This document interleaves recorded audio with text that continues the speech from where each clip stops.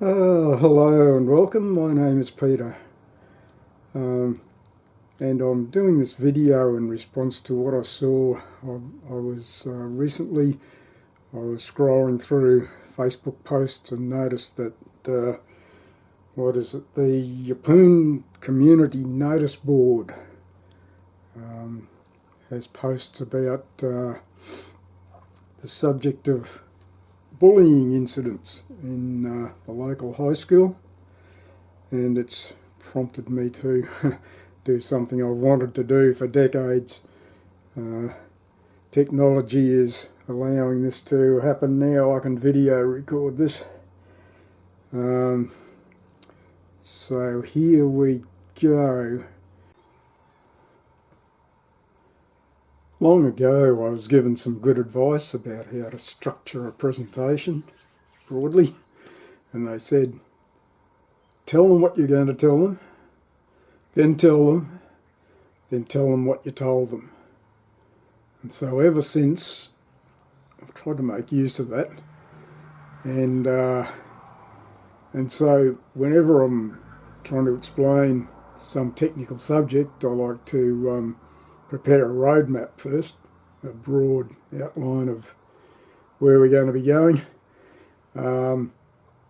and you show them that first, and then as you're going through the presentation, after each stage you come back to the roadmap and say, this is what we just did, and then after it we review it all by saying, this is where, you remember we talked about this and then that, and then we came back to, right, and it reinforces everything. Now, I'd been working on this for about 3 days, and then I came to a stop, and the whole time I'd been agonising over how can I draw a roadmap for this sort of subject. 4 days later, I'm on a roll again, and I've come up with this. We'll see how this comes out. Another thing that I learnt from elsewhere is that very often it's useful to identify the who, the what, the when, the where, and the why. And so that's how I hope I can structure this. And because I've already done quite a lot of it at this stage, that's going to be the approximate layouts on the whiteboard. I've already done some of this. At this stage I've already identified who, identified what and when and why. I'm about to do where. And then later on, this is where I hope to go on into coming to some conclusions and making some recommendations. I've got to start somewhere, so I'm going to get a close-up of what I've put on the whiteboard here. That could be better. We'll see how it comes out. Look. This is central to everything I want to explain. So I'm going to be building this up. I've noticed from the posts, the Facebook posts, that there have been a lot of comments from various perspectives. But I think that as good as so many of them are, they really don't go deeply enough to identify the cause of the problem. And so that's why I'm doing this.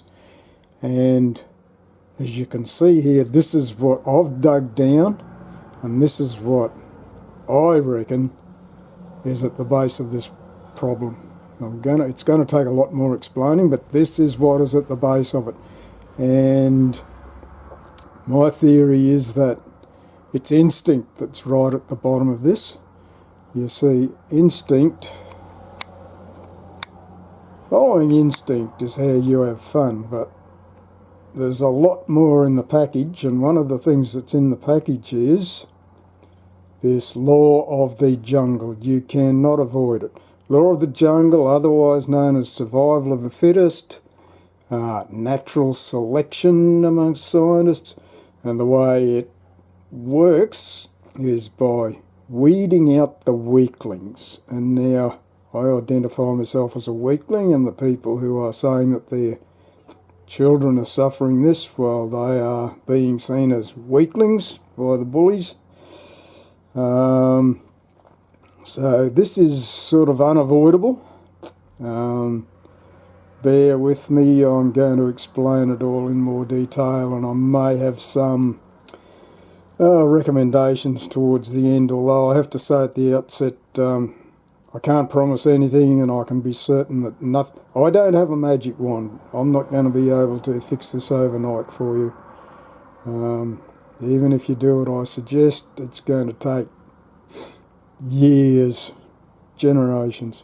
Anyway, coming back out here, instinct. Now, there are three, I identify three components to this part of this problem. So instinct is at the base of it, and then there are two other things happening.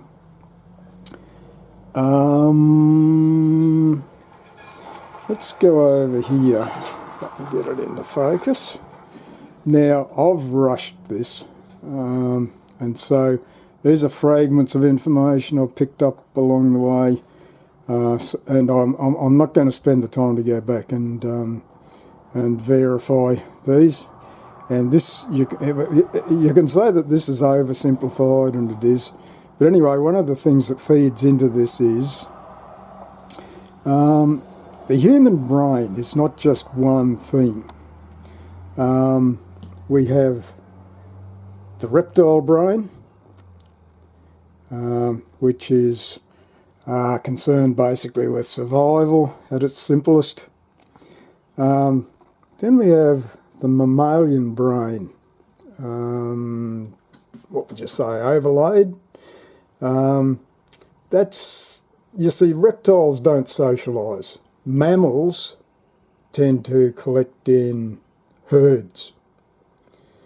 And so that's where herd instinct comes from, amongst other things. And up here we have overlaid over all of that is the human brain. Very complex, but what I want to concentrate on here is there's this thing they call the forebrain. And it is responsible in an adult human for these qualities that we see over here. The sense of responsibility, morals, ethics, appreciation of consequences, and as I've noted here, these, you see, in a teenager, this is still developing. They don't have any of this yet. It's still developing, and that's why they need guidance by a parent or some adult until they're about 20 odd years old, is before all this comes into force. So until then, I know they'll say, oh, you're keeping me oppressed and all that. I'm an individual, I can make my own decisions. Well, they don't realise it, but they can't. It's because they don't have these yet. They need you to make those decisions for them, as awkward as that may be.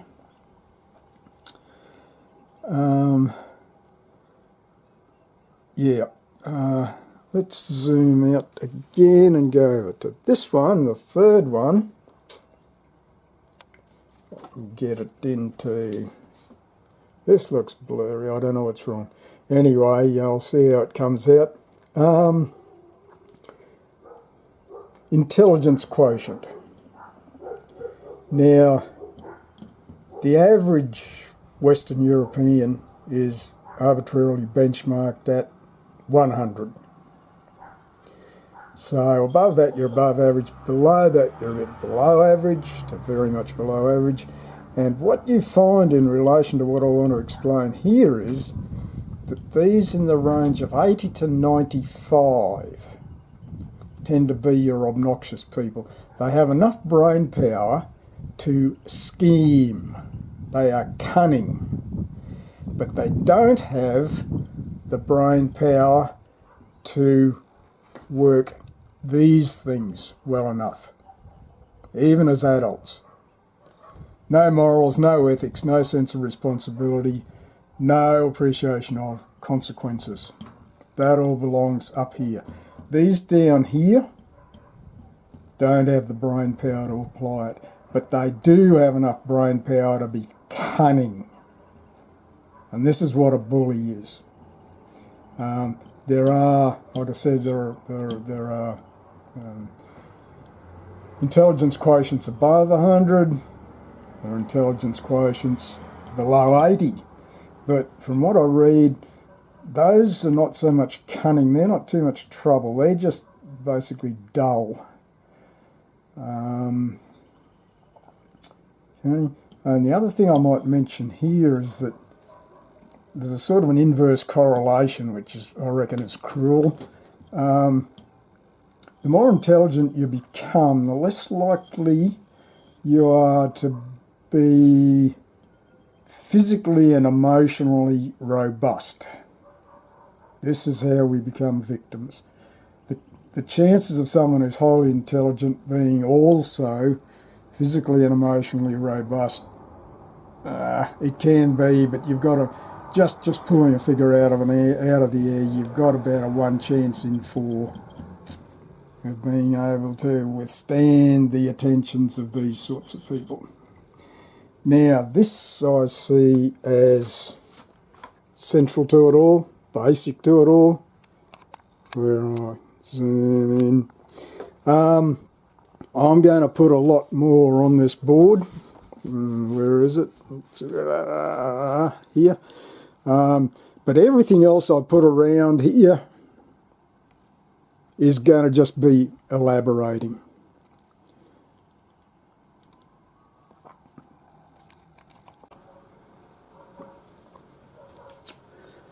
Okay. Yesterday we had this on the board, which I consider to be fundamental to the process. So I've drawn some more on here now. This I consider to be central. This is what's happening.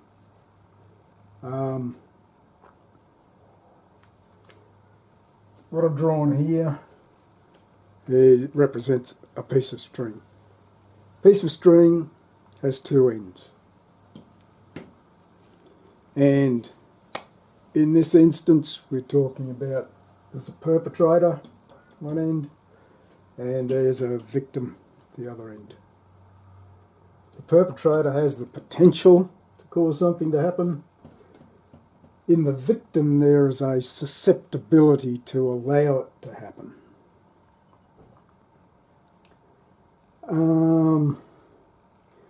The cosmos is a big, dumb machine.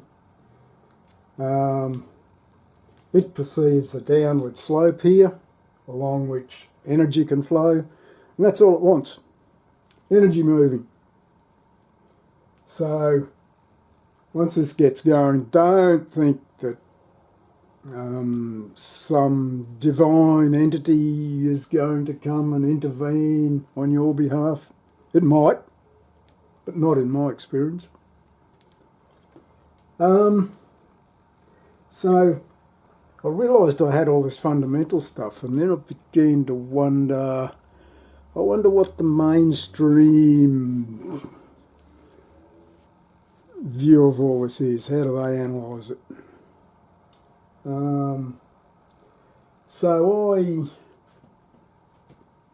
I've got Copilot on my computer, so I thought, I wonder what I'll do. What a lot of people are doing now. They pose a question to some sort of artificial intelligence utility, and so I got Copilot up, and this is what it came back with. I'll zoom in. It comes back, and at the top it says, bullying is basically a coping strategy. Okay. Look, I've been a victim of these.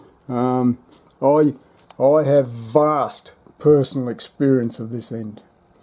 But I'm not quite sure what makes these tick. I've identified this, but I wonder what everyone else is thinking, and here they are. It says it's a coping strategy. Righto. Take that for what it's worth.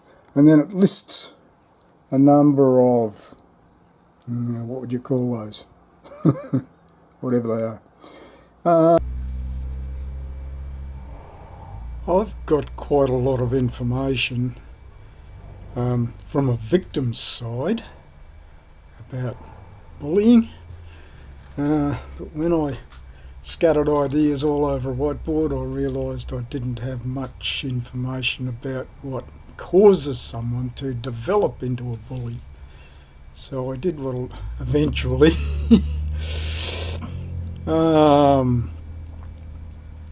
resorted to Copilot AI and asked what causes someone to develop into a bully, and this was the response. It says bullying isn't a personality trait someone is born with. Well, I'm going to take issue with that. There are some other things, and I should come back to that. It says it's a behaviour that develops over time, shaped by experience, environment, and the ways a person learns to cope with their own emotions. Okay, so now what I'm going to do is scroll right down to the end. Core insight. It says bullying is almost always a coping strategy. In bold. I'd never realised that, but anyway, this is the result of what they've dug up.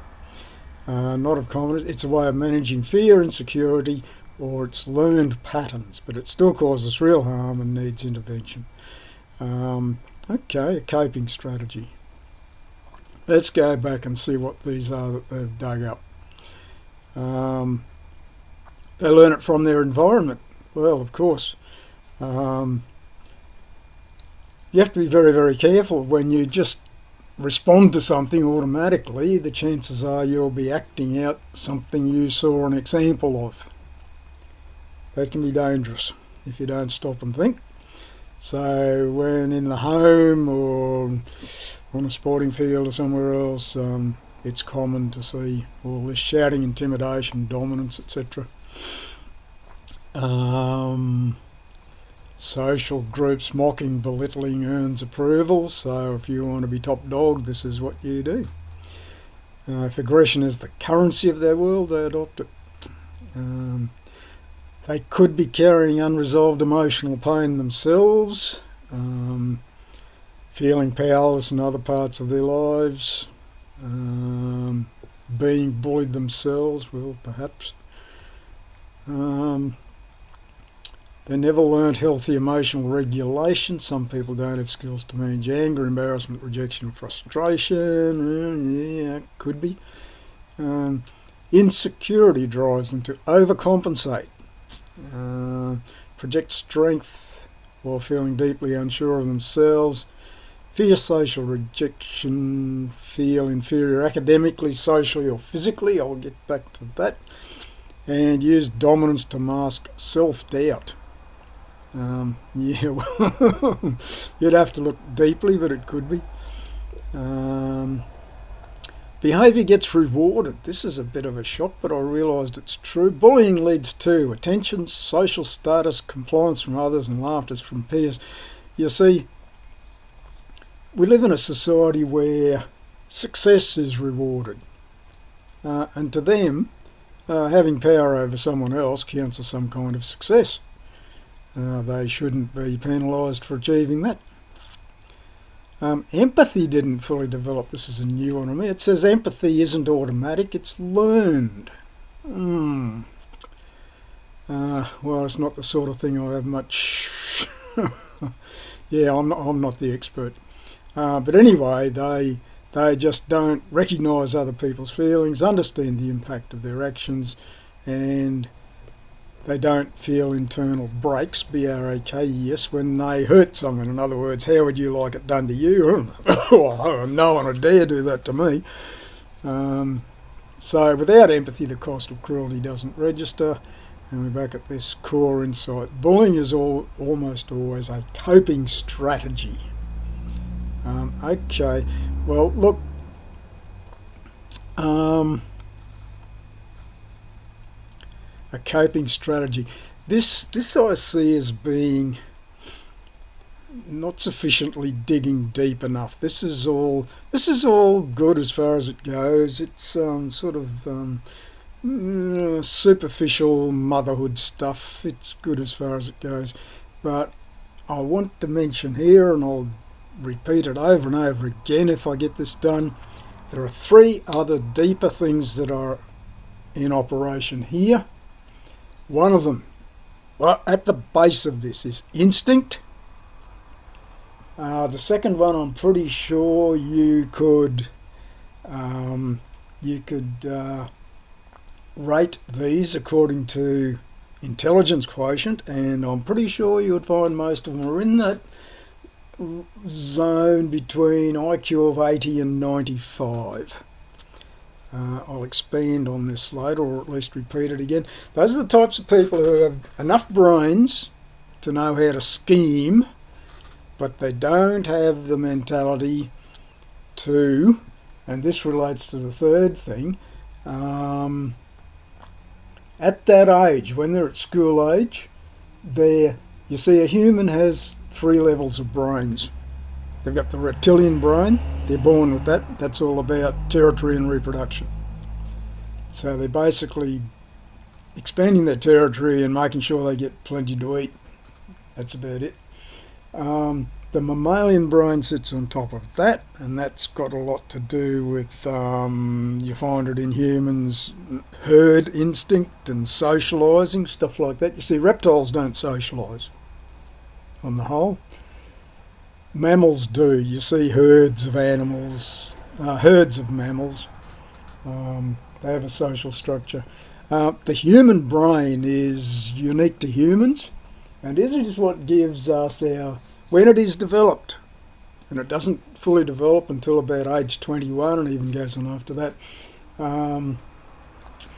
gives us sense of morals, ethics, a sense of responsibility, and an appreciation of consequences. Now, until they're that age, they don't have any of that, so they don't realise, with their IQs of 80 to 95, they don't even have the strength and mentality to, all these other human aptitudes. They just got, like it says, they don't have any empathy, they don't have any sense that what they're doing can have any consequences, that it rates them as uncivilised and all this. It means nothing to them, nothing at all. And it says it's to get attention, they're copying examples, it's to take control or regain control. I wrote this one here, I think it's displaced aggression. It's a result of children having no boundaries placed on them, and it can be to assert dominance. So, okay. You can see that all this is, you see, AI didn't come back with any of the stuff that I've got over here that I consider fundamental. So I consider this to be relatively superficial. So this is why I feel it's vitally important for me to push on with this, because this is what all your politicians and bureaucrats and consultants and I don't know, I think that counsellors and trained professionals may be able to dig deeper than this, but that's the popular version.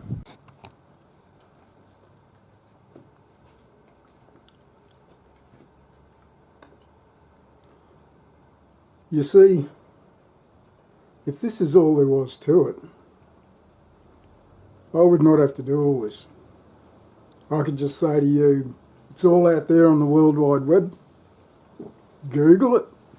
You'll have everything you need.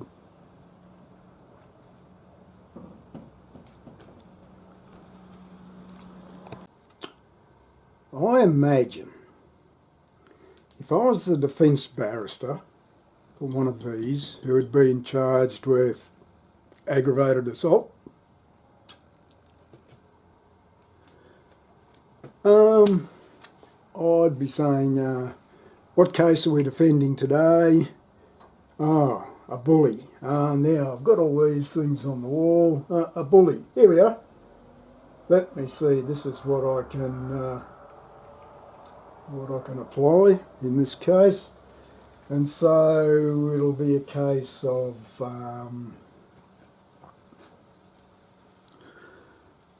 Your Honour, my client is only acting out the examples that he's been shown from his home life. What else can he do? He's being set upon by someone else who's been cruel.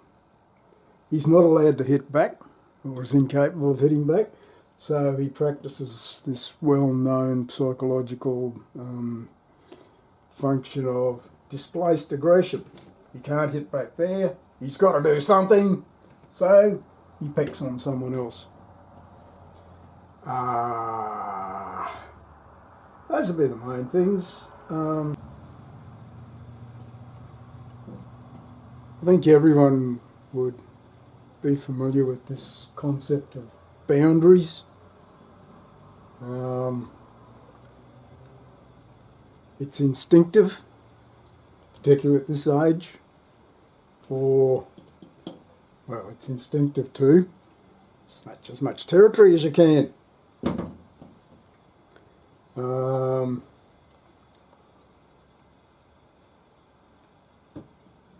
These don't recognise boundaries. They need it strenuously impressed on them that this much space is yours, that over there is someone else's.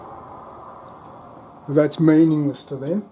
I don't know how you get through to them, but that goes some way to explaining their behaviour. They don't recognise boundaries. It's their absolute instinctive right to intrude on anyone else. This one here, I'll just point out at this time, sadly our society rewards achievement, success. And in their mind, reducing their victim to despair counts as success in their world. Big tech. Which reminds me to join these things together. There's a little asterisk. There it is there. Remember I explained all this before? Well, this is what he's doing. He's getting a reward from instinct for doing what instinct wants by weeding out the weaklings. I'm not quite sure you can see that there. There. Oh, it's gone out of view. He's getting approval from instinct for doing what instinct wants, which is to weed out the weaklings. Those. I suspect while I'm at it, he gets another reward. Obnoxious people do that. I can't prove it, but I've got some sense that as they reduce you to despair, you are giving off energy as you shrink, and they can feed off it. They feed off it. I could never understand why so many people get others to hate them. Well, it's because they can feed off it. How do you stop that? Well, yes. Later on, I'm going to have. You see this whole side of the board. I'm going to have to draw a border down, a divider down here. This whole side of the board is on this side. Over here, I realised as I was developing this, I didn't have anything on this side. I've thought of a few things and I'll detail them later.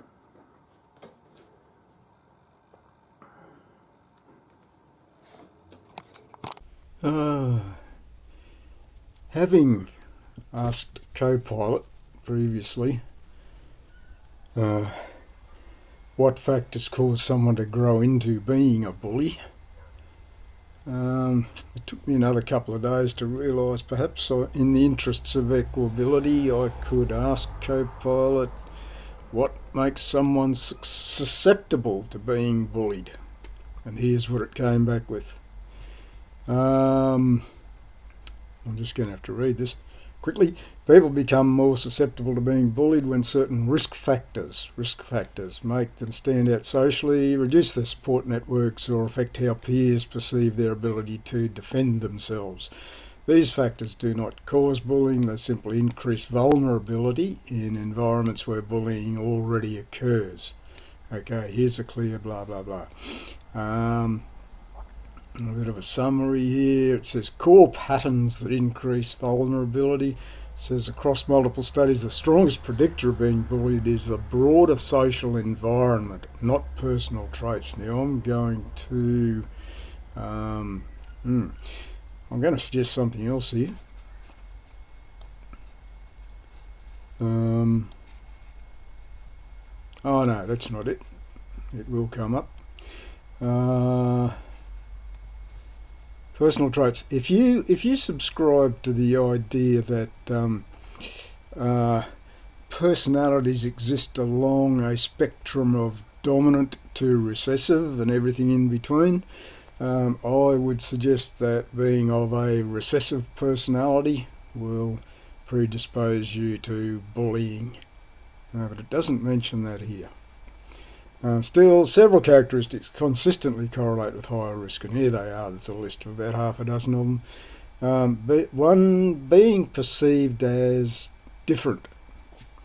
Anything that sets someone apart from their peer group can increase risk. That is, physical appearance differences, clothing and socioeconomic differences.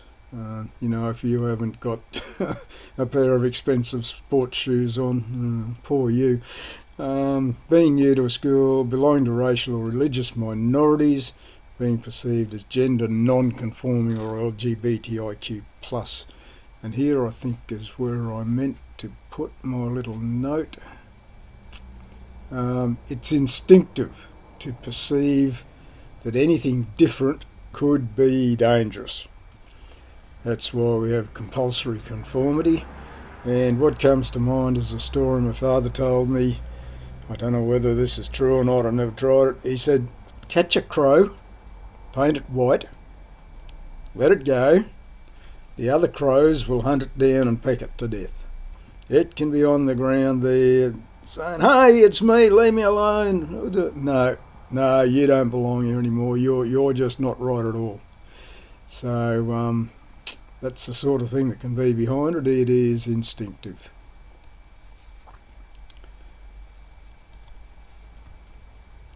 Here we are.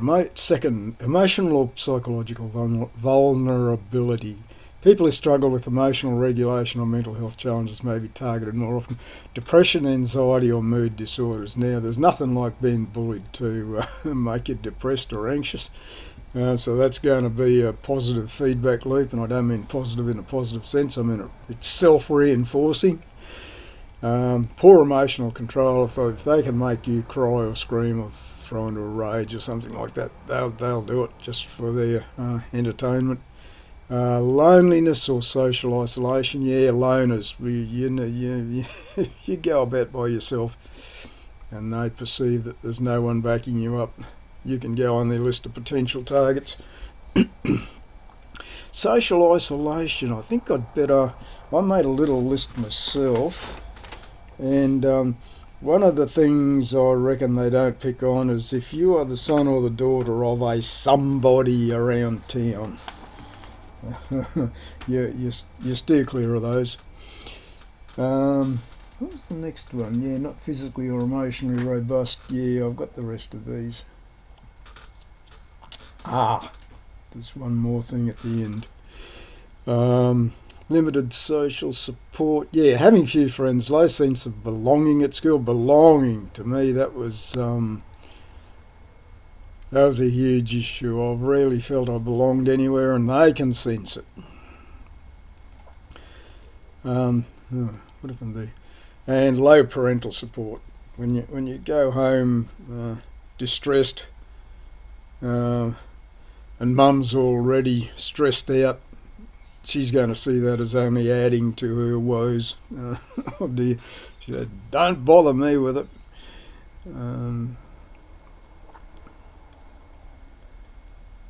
Neurodivergence or disability. Yep.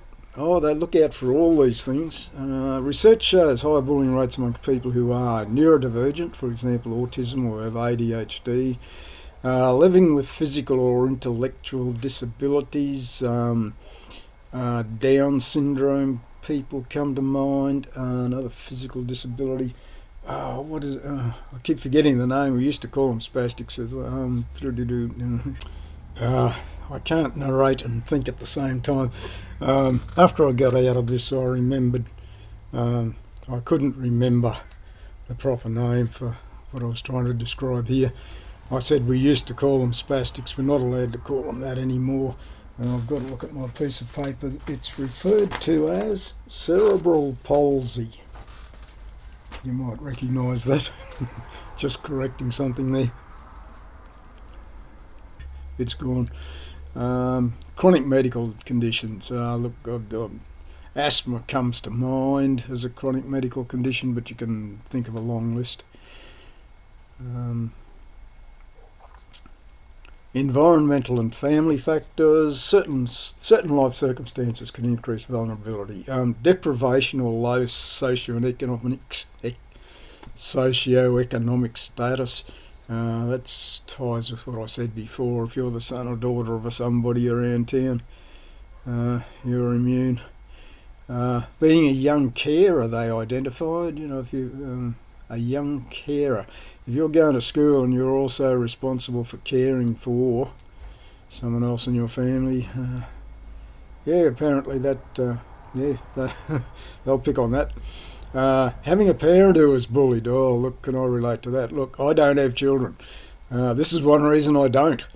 I could imagine if I had a son who was like me, he'd come home from school distressed, and the best I could say is, look, this happened to me too, and I don't know what I can suggest you do about it. Prior bullying history. People have been bullied before, statistically more likely to be targeted again. This is this positive, where did I have it? Depression, anxiety and mood disorders is where I mentioned this positive feedback loop. Being bullied will make you depressed, which will make you more of a target. Socially awkward or easily provoked, yeah, for sure. Been seen as annoying or different. Yeah, I related the white crow story before. Annoying, yeah, alright. if you have mannerisms that they say bother them. Why these factors matter. These traits don't cause bullying, instead they influence how peers perceive social power, belonging and vulnerability. Bullying is fundamentally a relational power imbalance, and anything that shifts that balance can increase risk. Remember earlier when I put up on the board that length of string with perpetrators one end and victims the other? That's the relational power imbalance at work. If you want to go deeper, I don't have time to go deeper, but one of these things attracted my attention. Protective factors that reduce vulnerability. I plan to make some suggestions later. I don't have time to follow this up now, but that might be worth doing if you are interested.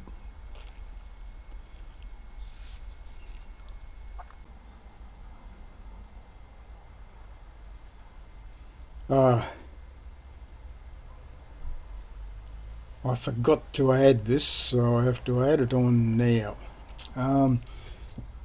Part of my list, right down the bottom of my list, I say one of the things which will make you highly susceptible is if they can perceive that you are deposed from your centre. I'm not going to elaborate on that now, but I plan to later. So I just want to foreshadow that here.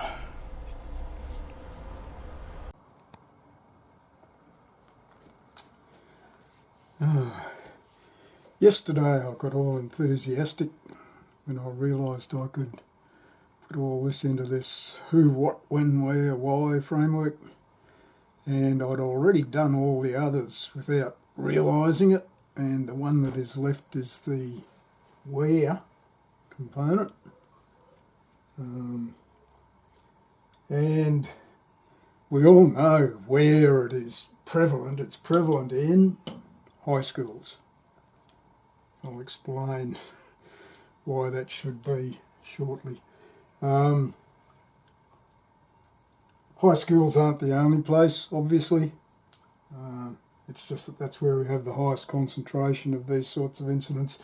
It happens in primary school, it happens in the workplace, on the sporting field, in the home, you name it. But this is where we seem to have the highest concentrations of these sorts of bullying incidents. And to me, that should have been a gigantic, I was wondering, am I going to have enough space on the board? And in the end, I've only been able to put a couple of things on here. I don't know if I'm missing something. But to get a run-up, I'm going to get a run-up. Going back, look right back into antiquity, there were places of learning, education, but they were for select groups of people. This is going to be just my view of it, and it's terribly oversimplified. In Western European culture, a few hundred years ago, we went through this enlightenment, everything. We sort of crowded into cities and we developed this technological, industrial sort of society, and those needed workers.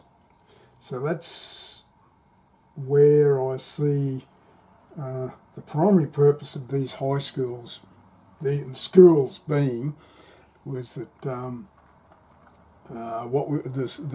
environment we were living in required an output of large numbers of reliable office workers and factory workers, that sort of thing. The other thing was with the fathers at work all day. The mums and dads didn't want children under their feet. They still don't. Then in the last, since about 1980, and you know, 40 odd years ago, came the advent of two-income families, no adults at home during the day. And so schools had a secondary purpose, which was child minding. I'll put these up here to remind myself to talk about them. Child minding.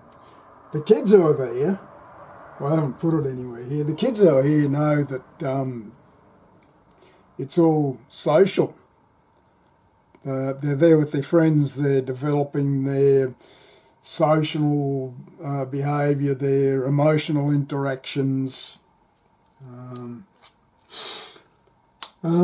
So it's a complex picture, but anyway, that describes the where. So our problem is, as I've noted here, a high school is a pressure cooker. it's compulsory to go to school. Okay, it's compulsory to be schooled, whether you go to school or whether you're homeschooled. You have to do some sort of schooling. And so we've crammed all these people into here, regardless of, indiscriminately. I've written down here, crammed them all indiscriminately, regardless of their any other characteristics they may have. So it's a pressure cooker, and not just for the students, it's for the teachers as well. Something else you might notice about schoolyards, this pressure cooker here. If you want to understand how a schoolyard works, sit and watch a ChookYard. Watch how the chickens treat each other. You might have to do this for, say, I don't know, maybe an hour a day, several days in a row, many days in a row, and you'll notice a pattern emerges. You'll see a behaviour, and it's called pecking order. And if you watch for a number of days, you'll see that it's the same ones in the same order are behaving the same way. They have to do this repeatedly to ensure this pecking order is established. And schoolyards work the same way. You let the kids out into the yard, and if you just watch, you will notice that there is a pecking order. It doesn't only exist in schools, you'll find it everywhere else. You'll find it in office blocks, you name it, where people are congregated together. Yeah, they'll sort themselves into an order of who's the most authoritative, down to the one that gets blamed for everything. And I'll explain that a bit further, because I think now I can tie all this together. You might be able to see if you look closely. I haven't just noted where here. I'll put all the other labels in black. I've done the who, what, when, where, and the why. And I'll expand on those now. So zooming in, so we just talked about the where. That's occurring primarily in high schools, and now I'm going to try to tie this together with all these other things you see. In high schools, all right, I'll just step back, yeah, when is this happening? What we've done is we've taken all these teenagers, basically, who are still in the process of developing these civilising qualities, crammed them all together, whether they're, regardless of characteristics.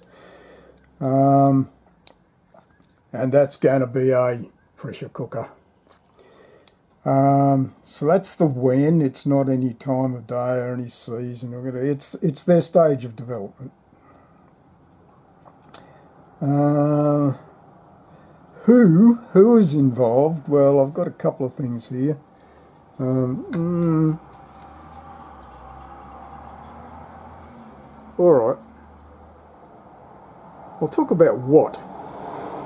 This has been explained in detail. What is happening? You know very well what is happening. We've got this power imbalance here, and we've got bullying occurring. That's what's happening in a nutshell. Who is it happening to? Who's involved? Well, it's just about everyone is there.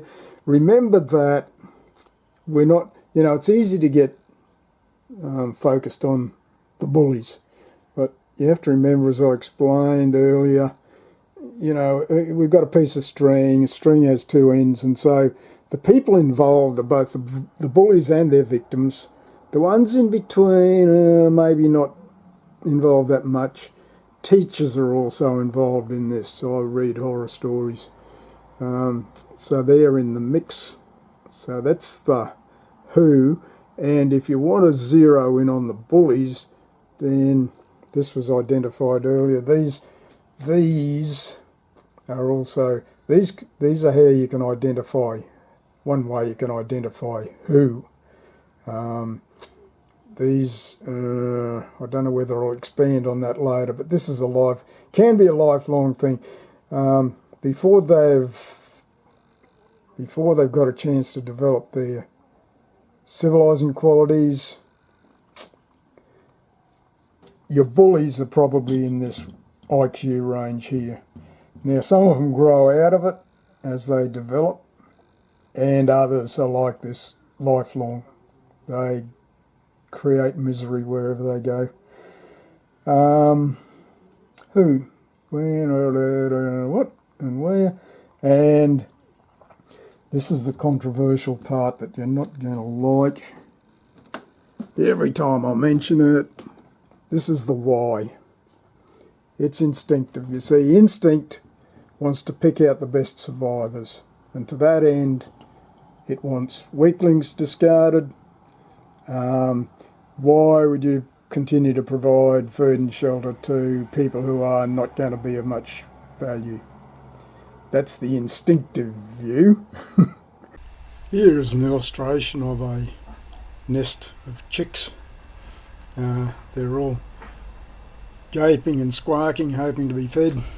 And if you watch these, what you'll see is that the ones that squawk the loudest, Mum knows is the strongest, and they're the ones who are most likely to get fed the most. Hence the squeaky wheel syndrome. There's nearly always at least one weakling. Not sure whether this one's it. They don't squawk as loudly, so they don't get fed as much. So they weaken, so they don't squawk as loudly, and round it goes until they weaken so much that they die. The carcass will get tossed out of the nest. There's no room for any sentiment here. You see, why would you feed one who's probably not going to survive the migration flight? Something like that. So this is how natural selection works. But humans, the human is an intelligence. We're supposed to be empathic and all that sort of thing. One ideal is no one gets left behind. So we do our best to get everyone to survive, except people who are running on instinct, 100% on instinct, act like birds. Humans are supposed to be more civilised. That's what we're up against. We're very complex creatures. So that is what I identify as the why. So there we have it. Who? These primarily. What? Where's what? Oh, we all know what. What is the bullying that's going on? When it's happening, and these two things coincide. We've got all these teenagers who haven't got their civilising qualities developed yet, and they're all crammed indiscriminately into a high school. When? Where? Yep, high school. Why? We come back to instinct. I know this is going to be controversial, but you have to call a spade if we're going to get anywhere.